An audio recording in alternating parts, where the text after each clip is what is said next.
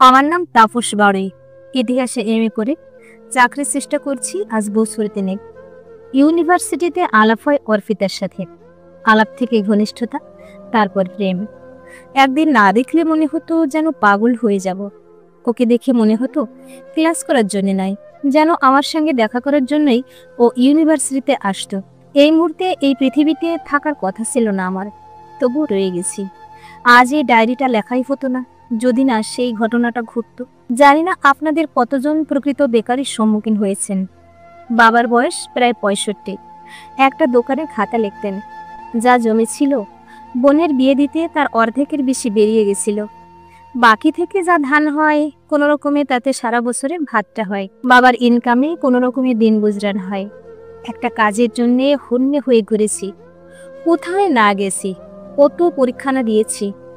সত্যি কথা বলতে কি, বাড়িতে সময় ব্যয় করাটাই যেন দিনকে দিন অসহ্য হয়ে উঠেছিল। দুপুরবেলায় যখন আলু সিদ্ধ মাখা ভাতটা মুখে তুলতাম, তখন যেন সেটা দলা পাকিয়ে গলায় আটকে যেত।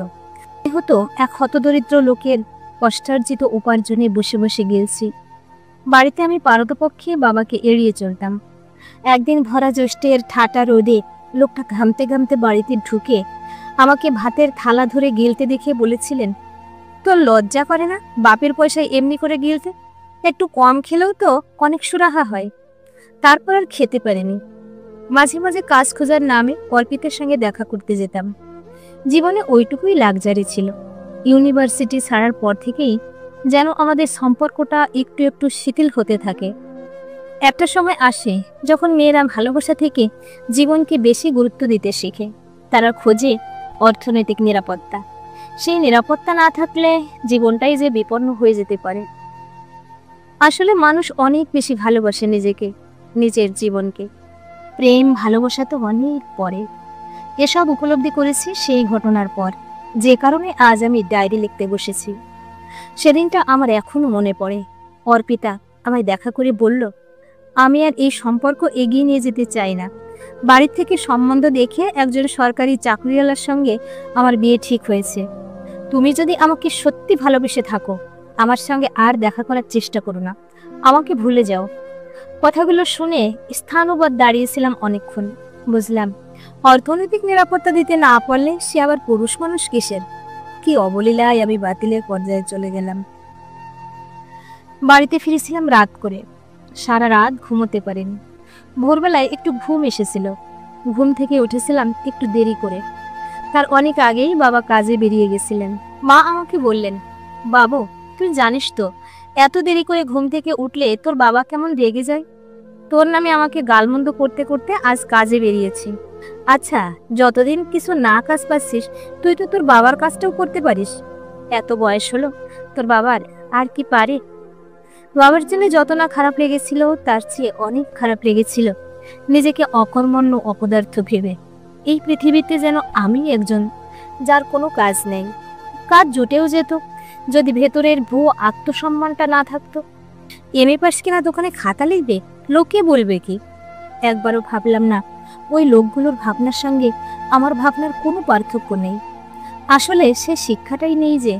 তথাকথিত শিক্ষা মানুষকে ডিগ্রি প্রদান করে চাকরির উপযোগী হয়তো করে, কিন্তু প্রকৃত শিক্ষা প্রদানে অক্ষম। সেদিন দুপুরবেলা আমি বাড়িতে মোটামুটি লুকিয়ে আছি। বাবার সঙ্গে মুখোমুখি হতে ইচ্ছে করে না। দুপুরবেলা রোদে পুড়িয়ে বৃদ্ধ মানুষটা ধুকতে ধুকতে এলেন। স্নান করে আসার পর আমাকে আর বাবাকে একসঙ্গে মা খেতে ডাকলেন। ভাত, আলুর তরকারি আর ডাল। ডালে আদৌ ডাল আছে কিনা সন্দেহ। হলুদ গোলা জল দিয়ে মায়ের ডাল বানানোর এক প্রচেষ্টা। খেতে বসলাম, পাশে বাবা। ভাতে ডাল ঢালার পর প্রথম গ্রাসটা মুখে দিয়েই বাবা যেন তেলে বেগুনে জ্বলে উঠলেন। মাকে বললেন, কদিন আগেই তো ডাল এনেছিলাম, সব শেষ। হলুদ গোলার জল ছাড়া আর তো কিছুই নেই। আমার তো তখন মুখ একদম মিশে, নিজেকে একজন অপরাধীর চেয়ে কম কিছু মনে হচ্ছিল না। মাও চোখ। বাবা ভাতের থালা ছুঁড়ে দিয়ে বলেছিলেন, যত সব অপকাণ্ড জুটেছে বাড়িতে, এক পয়সা ইনকাম করার মুরদ নেই, বেলা পর্যন্ত পড়ে পড়ে ঘুমোবে আর বাড়ির অন্ন ধ্বংস করবে।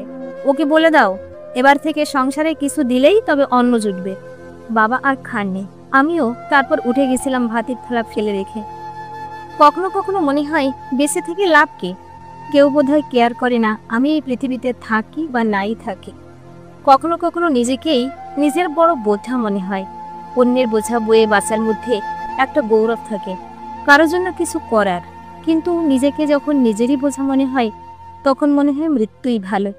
অর্পিতা যে আমায় ভালোবাসতো এতদিন, সে নেই। বাড়িতে থেকে বাবার সঙ্গে লুকোচুরি আর কতদিন। চাকরির দরজা বোধহয় আর এ জীবনে খুলবে না। জীবনে শুধু যেন শূন্যতা, গভীর শূন্যতা। এত ভারী সেই শূন্যতা যে সেই শূন্যতার ভার বইবার সামর্থ্য যেন নেই আমার। তাই ভাবলাম জীবনে আরেকটা সকাল দেখার আগেই নিজেকে শেষ করে ফেলব। এদিক ওদিক ঘোরাঘুরি করে বিকেলের দিকে বাজারে গেলাম। গিয়ে একটা ফলিডলের শিশি কিনলাম। শিশিটা হাতে নিয়ে কিছুক্ষণ তাকিয়েছিলাম শিশির দিকে। গলায় ঢালতে পারলেই মুক্তি। আমি চাই না আমাকে কেউ কোনোদিন খুঁজে পাক। আমি স্রেফ উবে যেতে চেয়েছিলাম হাওয়ায়। আমি চাইনি আমার দেহ বাড়িতে ফিরে আসুক আবার। যে বাড়ি আমি ছেড়েছি সেই বাড়িতে আর কোনো দিনই ফিরতে চাই না। ঠিক করলাম বেশ দূরে কোথাও যাব, যেখানে আমায় কেউ চেনে না, জানে না। সেখানে গিয়ে ওই বিষটা গলায় ঢালবো। হেঁটে হেঁটে গেলাম নদীর ধার ইচ্ছামতে। আকাশটা খুব একটা ভালো দেখাচ্ছে না। আজকের দিনটাই যেন কেমন ঘোলাটে, মেঘলা। পশ্চিম আকাশে কালো একটা মেঘ দেখা যাচ্ছে। আস্তে আস্তে একটা ঝোড়ো হাওয়া বইতে শুরু করলো। ওপারে গিয়ে একটা বাস ধরে দূরে কোথাও চলে যাব। মাঝে নৌকা ভেড়ালো, অনেক লোক। আকাশের যা অবস্থা তাতে মনে হচ্ছে দিনের শেষ খেয়া। চড়ে বসলাম। নৌকা ভর্তি মানুষ। মাঝেকে অনেকেই সতর্ক করেছিল। আমি বসলাম একদম নৌকার পেছনের শেষ বিন্দুতে। নৌকা চলতে শুরু করলো। আমার কোনো দিকে কোনো ভ্রুক্ষেপ নেই। আমার মুখ জলের দিকে, পেছনে নৌকা ভর্তি মানুষ। কেউ জানে না আমি কি করতে চলেছি। ধীরে ধীরে নদীর পাড়টা দূরে সরে যেতে থাকলো।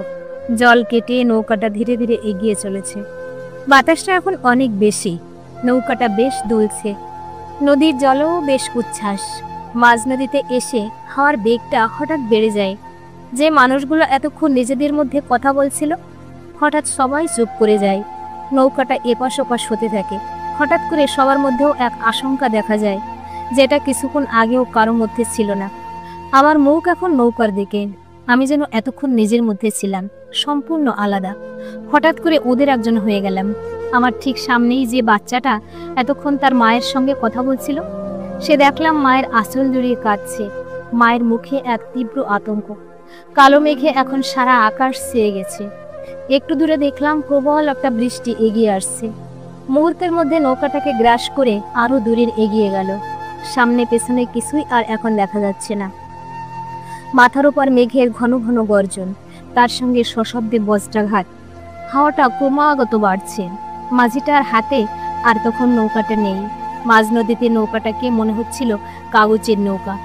একটা হঠাৎ ঝড়ের ঝাপটায় নৌকাটা কাত হতে হতে একটা সাইড জলে আর একটা সাইড সোজা উপরে। মানুষগুলো একে অন্যের ওপর পড়তে পড়তে একদম জলে। সবার কি তীব্র আর্তনাদ! মানুষের ওই আর্তনাদ আমি কখনো আগে শুনিনি। তারপর পুরো নৌকাটা আস্তে আস্তে উল্টে গেল আমাদের মাথার উপর। জলে ডোবার আগ পর্যন্ত আমি শুনতে পাচ্ছিলাম কি তীব্র চিৎকার। চেঁচিয়েছিলাম আমিও, ভয়ে, প্রাণের ভয়ে। আমি তখন ডুবছি, আমার সঙ্গে সবাই।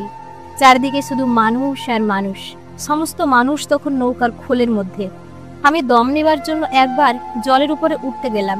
মাথাটা কিছুটা তুলতেই মাথা কিছুতে আটকে গেল। বুঝলাম আমিও নৌকার খোলের মধ্যে। এক মুহূর্তের জন্য তখনও শুনেছিলাম কিছু মানুষের আর্তনাদ। আবার ডুব দিলাম। জলের মধ্যেই কিছুটা সাঁতারের চেষ্টা। মানুষ তখন ডুবছে, কেউ আমার মতো সাঁতরাচ্ছে।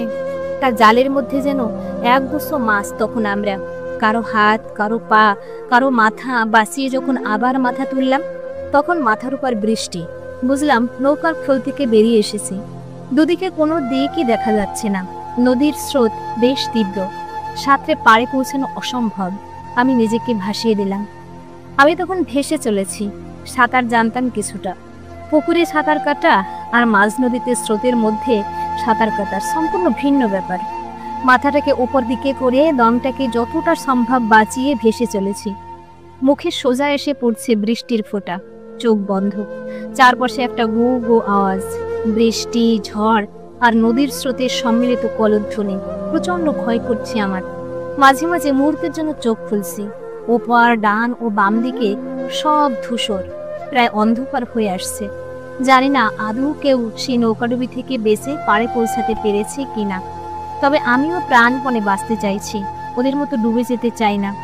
এভাবে ভাসতে গেলেও কিছুটা হাত পা ছুটতে হয়, তাতেও দম লাগে। অনেকক্ষণ হয়ে গেল, হাত পা শিথিল হয়ে আসছে।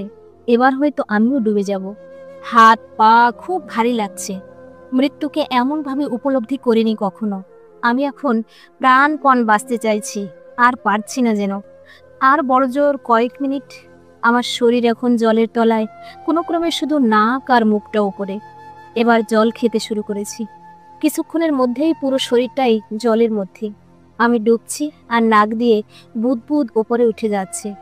হঠাৎ আমাকে কে যেন কানে কানে বলল, তুই তো মরতে চেয়েছিলি, এত ভয় কিসের? আমি তখন দুদিকে মাথা নাড়ছি, যেন বলতে চাইছি না না, এখনই নয়।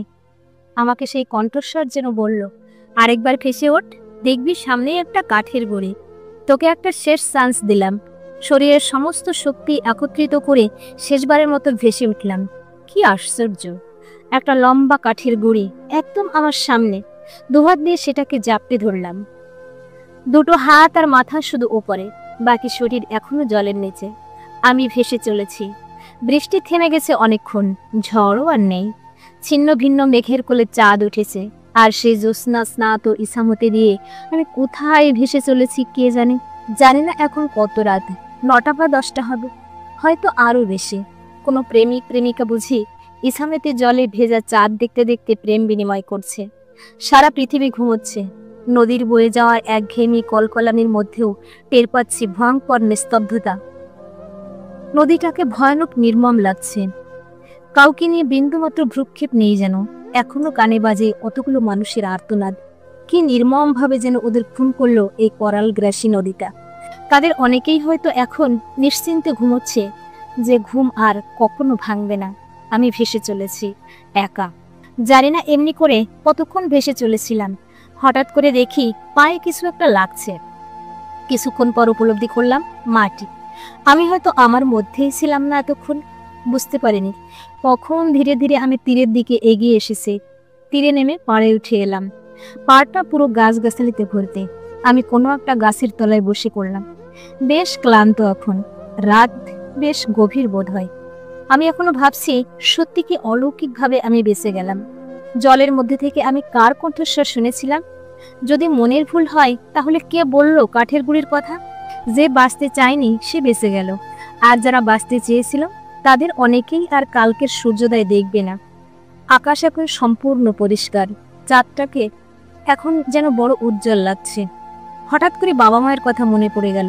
আমি নিশ্চিন্তে নদীর পাড়ে বসে আছি। আমার পথ চেয়েছে, তারা এখন কি করছে কে জানে। ঘুমোয়নি নিশ্চয়। আমাদের 3 জনের আজ রাতে কেউই ঘুমোয়নি। হঠাৎ করে প্যান্টে কি একটা শক্ত জিনিস অনুভব করলাম।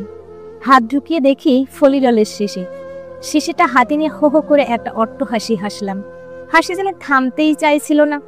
জীবনে এমনি করে কখনো হাসিনি। আমাকে এই অবস্থায় কেউ দেখলে নির্ঘাত পাগল ভাবত। ভাবো, এখানে তো কেউ নেই পাগল ভাববার। মানুষ জন্মের সময় কাঁদে, প্রথম পৃথিবীতে পদার্পণ করে অনেক ভয় নিয়ে। আজ যেন আমার পুনর্জন্ম হলো। তবে কাদার বদলে নিজের বালখিল্যতায় শুধুই হাস। ধীরে ধীরে উপরের ঘন কালো চাঁদোয়ায় একটা দুটো করে তারা নিভতে থাকে। হালকা নীলা পাবিসিয়ে আকাশ ফিরতে শুরু করে মাথার উপর। 2-একটা পাখিকে উড়ে যেতে দেখা যায় সেই আকাশে, বোধহয় খাবারের খোঁজে। ভোরের প্রথম পাখি, পৃথিবীতে সকালে প্রথম প্রাণের স্পন্দন। তাকিয়ে থাকি। একসময় সেই অবয়ব দুটো ছোট হতে হতে বিন্দু হয়ে হারিয়ে গেল। আমিও হারিয়ে গেছিলাম নিজের মধ্যেই। এভাবে কখনো অন্ধকার মুছে যেতে দেখিনি। নদী বেশ চওড়া এখানে। নদীর ওপারে বিভিন্ন অবয়ব প্রস্ফুটিত হতে থাকে অস্পষ্টভাবে। তারও পেছনের দিক চক্রবাল, পৃথিবীর শেষ প্রান্ত, বেশ উজ্জ্বল এখন। এখানেও নিয়ম করে অন্ধকার নামে, আবার নিয়ম করে আলো জ্বলে।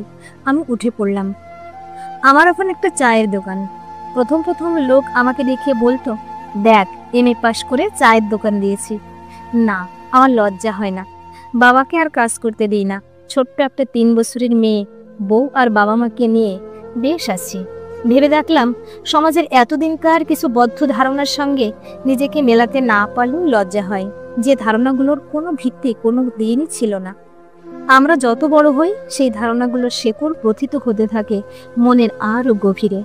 সেই শেকড় উপড়ানোর চেয়ে নিজেদেরকেই পৃথিবীর বুক থেকে উপড়ে ফেলে স্রেফ বাল খেলল। তাই পুনর্জন্ম না হলে হয়তো সেই বোধটাই আসতো না। আমার পরিচয়, আমি তাপস বাড়ুই, MA হিস্ট্রি।